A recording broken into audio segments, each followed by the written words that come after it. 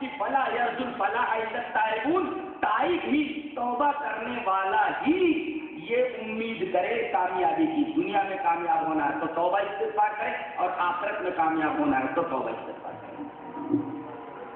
حضرت عبداللہ ابن عمر رضی اللہ تعالیٰ عنہ کی ایک روایت میرے ذہن میں آ رہی ہے جسے حضرت امام ابن ماجہ شریف میں اور یہ روایت ترمذی میں بھی موجود ہے، روایت اس طرح وعن ابن عمر رضی اللہ تعالی عنہما قال ان كنا لنعد لرسول اللہ صلی اللہ علیہ وسلم فی المجلس رب اغفر لی وتب علی انک انت التواب الغفور 100 مرہ۔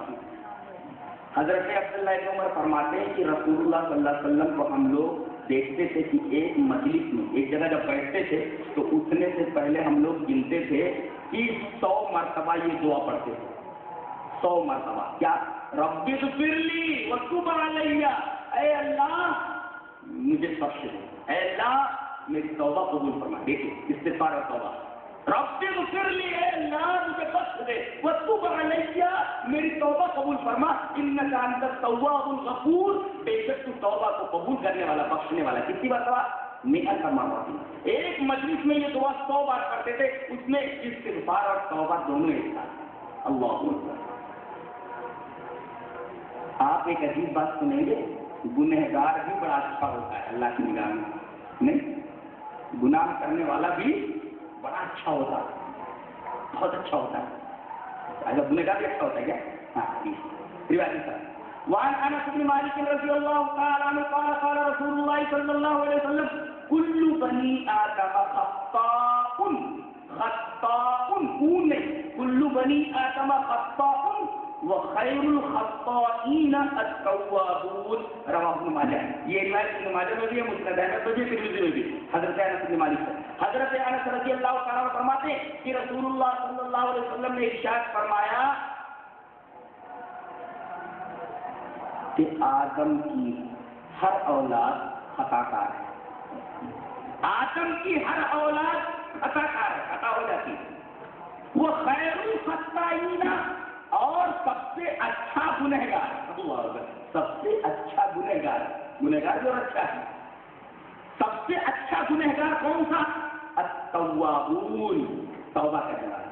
اللہ کو توبہ بہت پسند ہے، توبہ بہت پسند ہے۔ توبہ سے جانتے ہیں اللہ کتنا خوش ہوتا ہے؟ بندہ گناہ پر گناہ کیے چلا گیا اور پھر توبہ کرنا چاہیے، ڈر گیا اللہ سے، اے اللہ میری پوری زندگی گناہوں میں گزر گئی ہے، اے اللہ کیا کروں؟ ندامت کا احساس لیے ہوئے وہ پلٹتا ہے۔ جب توبہ کرنا تو جانتے ہیں اللہ کتنا خوش ہوتا ہے۔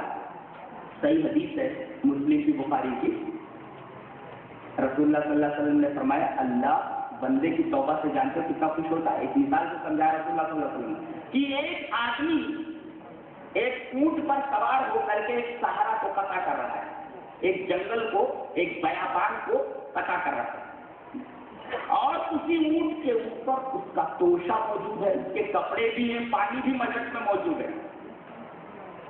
ایک جگہ ایک درخت کے نیچے سستانے کے لیے ٹھہر جاتا ہے، آنکھ لگ جاتی ہے، جب بیدار ہوتا ہے تو اونٹ غائب ہوتا ہے، اب پریشان، سامنے لکھوٹ صحرا ہے، کھانے پینے کا کوئی انتظام نہیں، کھپا جاتا ہے، رونے لگتا ہے، تھوڑی دیر تک اونٹ کو تلاش کرتا ہے، اونٹ نہیں ملتا، رونے لگتا ہے، زاروں قطار ہوتا ہے۔ اب میں اس لکوٹ صحرا کے اندر بغیر کھانے اور پینے کے مر جاؤں، اب میں نہیں بچ سکتا۔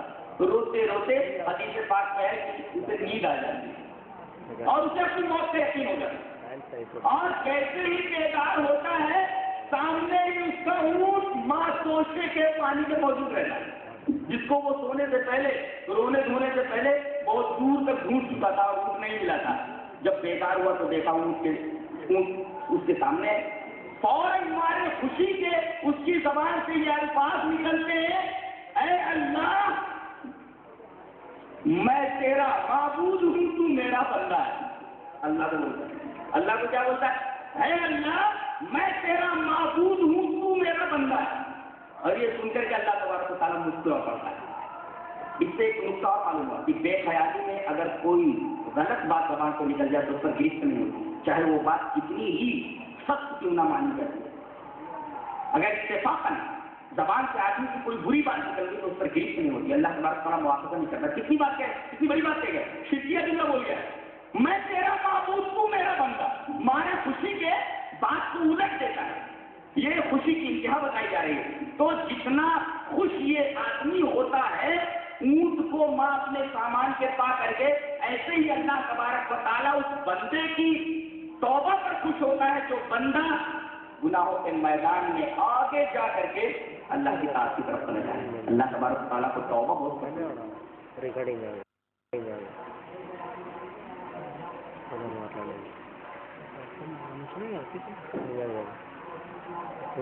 اب آپ ایک سوال کریں گے, اس سوال کو حل کر لیتے ہیں, بات ختم کر لیں. شباب ہے کر لو خطائیں جی بھر کے, ابھی شباب ہے کر لو خطائیں جی بھر کے, اس مقام پہ عمر رواں ملے نہ ملے, بوڑھے ہوں گے مسجد پکڑ لیں گے,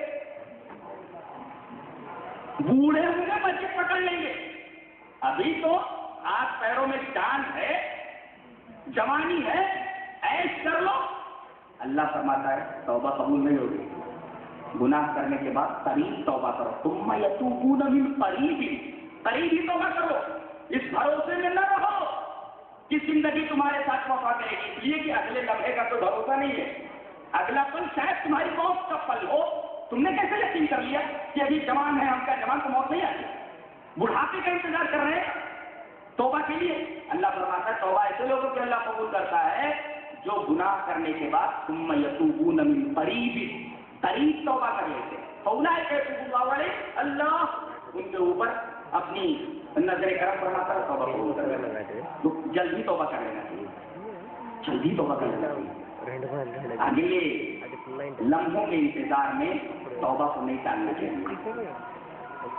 اور دیکھو ایک قول کسی فلاسفر کا میں نے پڑھا ہے کہ غلطیوں پر سرکشی کا اضافہ نہ کرو.